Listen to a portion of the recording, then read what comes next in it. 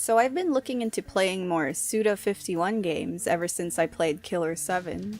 As interesting as that game was, I wanted to get into No More Heroes before that, since it was one of the games that I've always wanted to play on the Wii as a kid. It just looks so ridiculously fun and stylish. I mean, you can save your game by using the toilet. Good thing I finally played this when I got older though, because a lot of things would have flown over my head. No More Heroes has you playing as Travis Touchdown, an otaku who wants to prove that he's better than everyone else. He's also doing it to get the attention of Sylvia Crystal, a random girl that he met at a bar. To reach both of his goals, Sylvia gets him to work on becoming the #1 assassin in the United Assassins Association. The beginning cutscene of the game actually confused me when I first watched it, since it felt like a recap of a previous game. A previous game that doesn't exist. Like, it literally showed Travis getting a gig where he fights another assassin. It even shows him meeting Sylvia, who tells him that he has to fight 10 more assassins to become #1. But since I played Killer 7 prior to this, I realized it was just Suda51 being Suda51.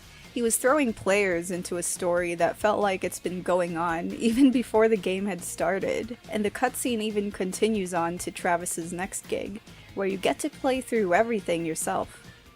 So in the main story missions, you'll be hacking and slashing your way through levels that are full of enemies before you can reach your target. No More Heroes combat is full of over-the-top violence, with blood gushing and raining whenever Travis kills enemies with his weapon, the beam katana.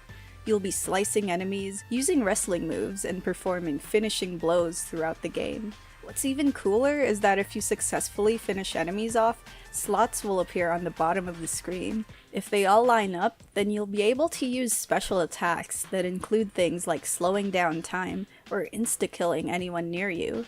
Since No More Heroes was originally a Wii game, the combat seems like it would play naturally with the Nintendo Switch's motion controls. But I was playing on PC, so I'd just be moving my analog sticks to the direction of the icons that pop up during fights. It was still a lot of fun though, even when I really sucked at it. Now the best part in these levels were the assassins themselves. They were all really creative boss battles, complete with cinematic cutscenes and great music. It almost felt like I was watching something out of Western cinema at times, but with the added weirdness of being a Suda51 title. Both the game and dialogue can get really cheesy and meta too, which makes things even more entertaining since the game rarely took itself too seriously. The bosses don't really get much backstory apart from their levels and what they reveal, but I thought it was cool how I still got invested in some of them. They all had their own unique personalities, and their character designs, gameplay, and levels all contributed to that. So yeah, even though their fights were brief, they remained very memorable. Now ranking up in No More Heroes is simple, but you can't just go from one fight to the next. Each one costs money, so Travis literally has to work part-time jobs just to pay the fee for the next battle. Side jobs range from collecting coconuts, mowing the lawn, and filling cars with gas. They're fun and silly at first, but the novelty wears off really fast. And even when you unlock more part-time jobs as you progress through this story, it doesn't erase the fact that they're, tedious. It doesn't help that they have a 2 to 3 minute timer too, so playing through those side jobs more than once got tiring for me. I ended up doing more of the assassination jobs, which are like side missions that give you even more money. Those gigs have timers too, but the difference is you'll have all kinds of ways to finish each mission. One will have you assassinate a pizza restaurant CEO, while another will let you go on a killing spree on a bunch of enemies. But even though replaying them was better than the part-time jobs, they still got boring. I found myself just listening to random YouTube videos while I was grinding them for more cash. It doesn't help that you have to drive back and forth to job centers and the mission locations too, which brings me to Santa Destroy, the open world of No More Heroes. I thought it was cool how you can explore a big map, especially since Travis has this cool bike to ride. You can visit other locations apart from job centers too, so you can go to places that upgrade your stats and give you abilities, and you can even buy new clothes to wear at a shop.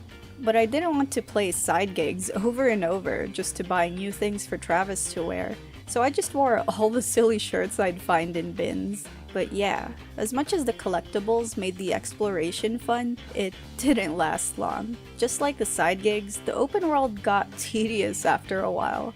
I know the map was probably impressive on the Wii for its time, but I just thought it was empty. It's a shame really, since I thought the game was at its best when I was playing through the main story, going through unique levels and fighting all the bosses. I think the only place I liked in Santa Destroy was the motel. Travis is a big weeb, so his place was just so full of personality that it was charming. Seeing his merch on display was cool too, but the best part about his house was definitely his pet cat. She was just so cute.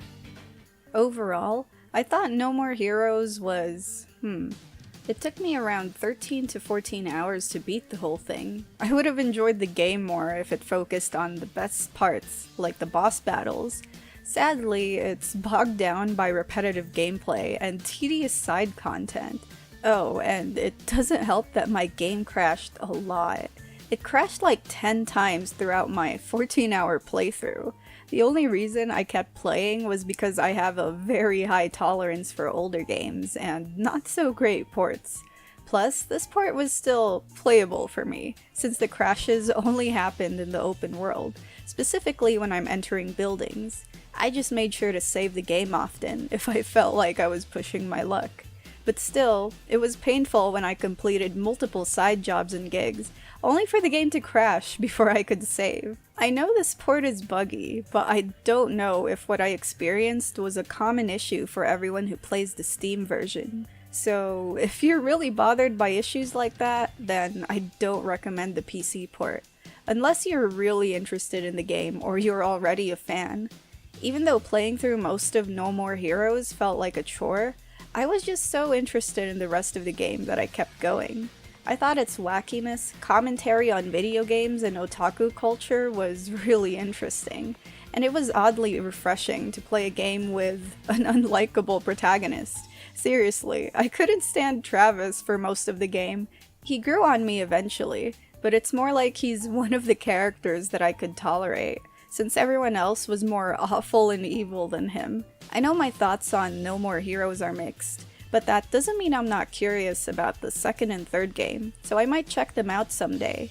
Oh, and I don't know if I can recommend No More Heroes to most people, but I think it's a good game to play if you know what you're getting into, and you want to play something really weird that you'll remember for all kinds of reasons. Let me know what you thought about the video, and thank you to my patrons at Patreon for supporting my channel. So this is the second Suda51 game I've covered. I actually started the silver case before this, but I was just really confused. I'm not sure if I'll go back to it, but if I do, it's probably a game that I really need to warm up to. The story alone is a lot. But yeah, I'm glad I moved on to No More Heroes because it ended up being really memorable, even with its flaws. But anyway, thanks for watching, and I'll see you in the next video.